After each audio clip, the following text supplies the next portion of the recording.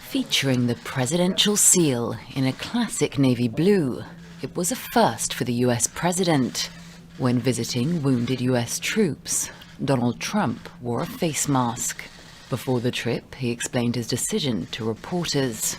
I think when you're in a hospital, especially in that particular setting where you're talking to a lot of soldiers and people that in some cases just got off the operating table, I think it's a great thing to wear a mask. I've never been against masks, but I do believe they have a time and a place. Up until now, the US president has been reticent to wear a mask in public, despite public health guidelines advising of their importance. A stance that has politicized the protective gear, with many Trump supporters refusing to use them.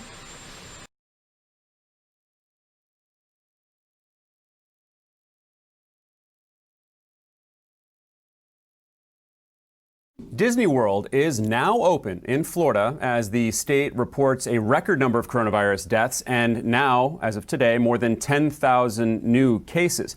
Disney fans are visiting the Magic Kingdom as the park opens to the public for the first time in 116 days, despite the state continuing to hit those new highs.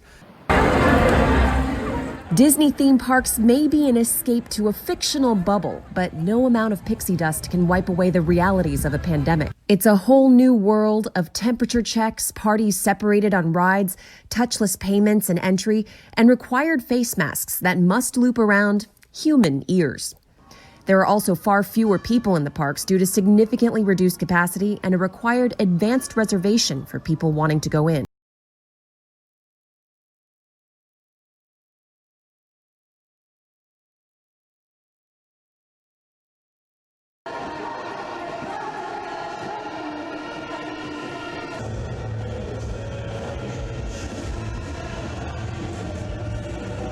I came to protest against the Israeli government that doesn't give us the money. We didn't work through all the 4 months of the corona. We didn't gain any money. I closed my business.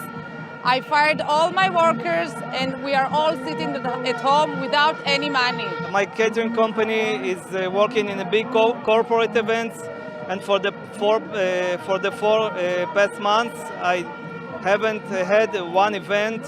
And I need compensation from the government.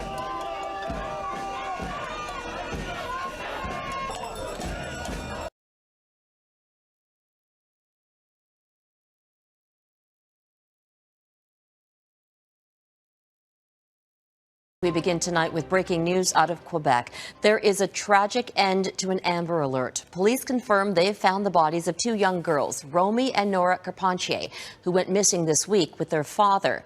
The bodies were found near the community of Saint-Apollinaire, about 40 kilometers southwest of Quebec City. Their father is now the subject of a police manhunt. After days of intense searching, police found one girl, then another a short while later in the same area. Police say the 2 girls were found lifeless, 6-year-old Romy and 11-year-old Nora. The search is now a manhunt, frantic at times. This was video shot by a local resident after what he described as a sighting in the forest. Now, the woods in the area are dense. Police have tried to cordon off and search the area, hoping to find the father, 44-year-old Martin Carpentier.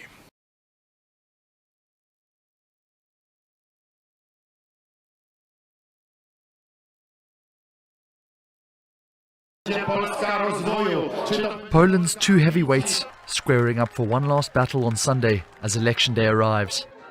In the one corner, Andrzej Duda, current president and a guarantee for national conservative politics for the years to come. Duda has led a highly polarizing campaign, proving popular on promises of social benefits, including a child allowance and extra pension payments, while at the same time attacking sexual minorities, all with the tacit blessing of Poland's influential Catholic Church. In the opposite corner sits the candidate many see as the liberal alternative, Rafał Trzaskowski of the Civic Platform Party. The Warsaw mayor has built his campaign on inclusivity, describing himself as pro-Semitic, as well as offering the LGBT community protection if elected.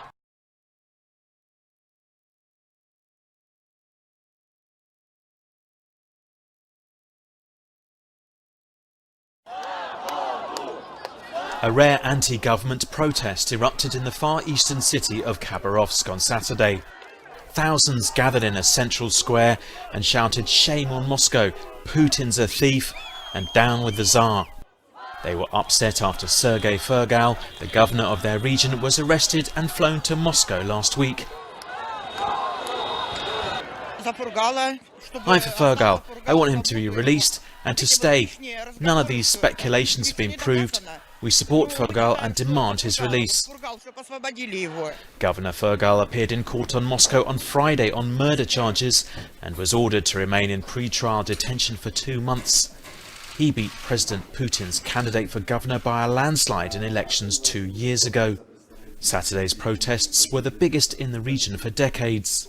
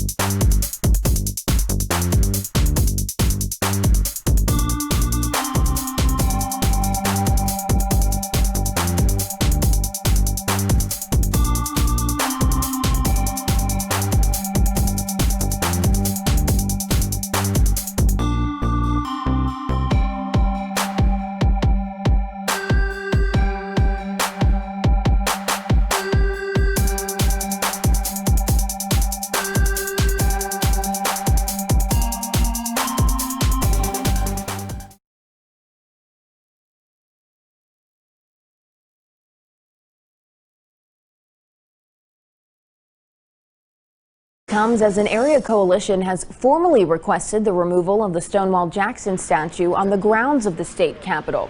The coalition made the request in a letter to the Capitol Building Commission last week. Now, the group cites last week's vote by Kanawha County Schools to rename Stonewall Jackson Middle School, as well as the City of Charleston's removal of the Kanawha Rifleman Memorial late last month, and the removal of Confederate statues across the country. They say removing the statue may be a small step toward achieving racial justice, but a necessary one.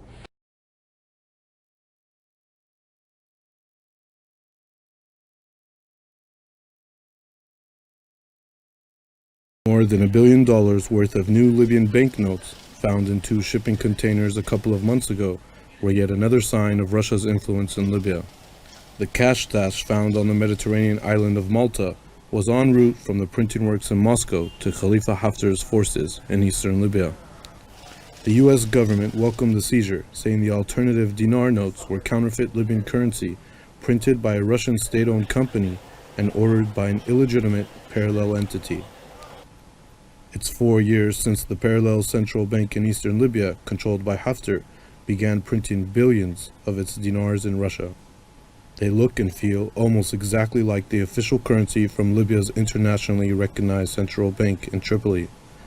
They've been circulated in most cities across western Libya, except Misrata, known as Libya's economic hub.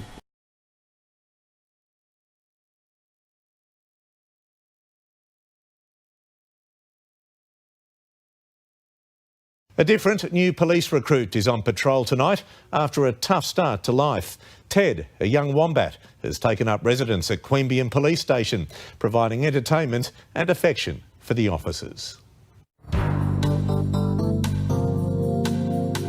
In the criminal justice system, sometimes those detained have little to do with the criminal justice system.